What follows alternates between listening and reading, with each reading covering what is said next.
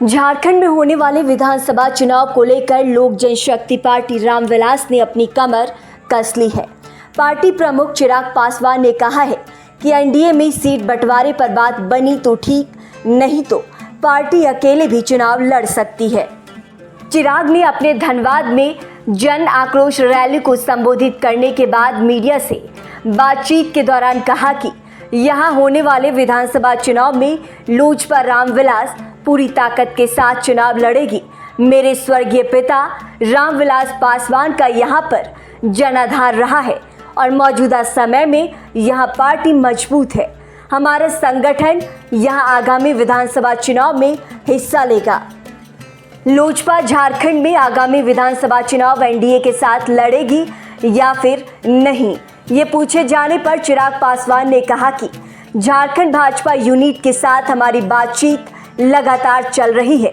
सकारात्मक बात नहीं बनी तो लोजपा आज के समय में इतनी मजबूत है कि वो अकेले ही विधानसभा का चुनाव लड़ सकती है।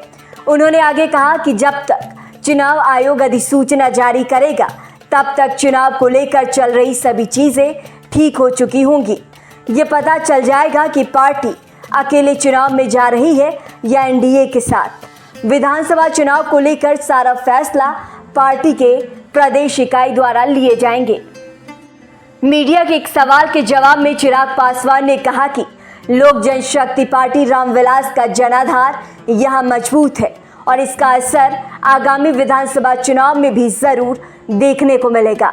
झारखंड में लोजपा के अलावा जदयू ने भी विधानसभा चुनाव लड़ने की घोषणा कर दी है।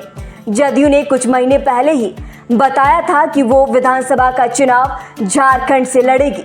जदयू और लोक जनशक्ति पार्टी रामविलास बिहार में भाजपा के साथ गठबंधन में है। जदयू और भाजपा मिलकर बिहार की सरकार चला रहे हैं। वहीं लोजपा बिहार की 5 लोकसभा सीट जीतकर केंद्र में एनडीए गठबंधन का हिस्सा बन चुकी है। वहीं कुछ दिन पहले कौशाम्बी में चिराग पासवान ने कहा था कि केंद्र सरकार की एक देश एक चुनाव योजना का समर्थन करता हूं, इससे देश की जरूरत बताया था। उन्होंने कहा कि इससे देश पर आर्थिक बोझ कम होगा, सुरक्षा ड्यूटी में लगाए जाने वाले जवानों को भी राहत मिलेगी। उन्होंने विपक्षी दल कांग्रेस, सपा, बसपा पर आरक्षण और संविधान को लेकर डर पैदा करके राजनीतिक लाभ लेने की कोशिश करने का आरोप लगाया है। बता दें कि चिराग पासवान की पार्टी लोजपा रामविलास यूपी में तेजी से अपने पैर पसार रही है। इसी के साथ चिराग पासवान अब झारखंड में भी चुनाव लड़ने की तैयारी कर रहे हैं।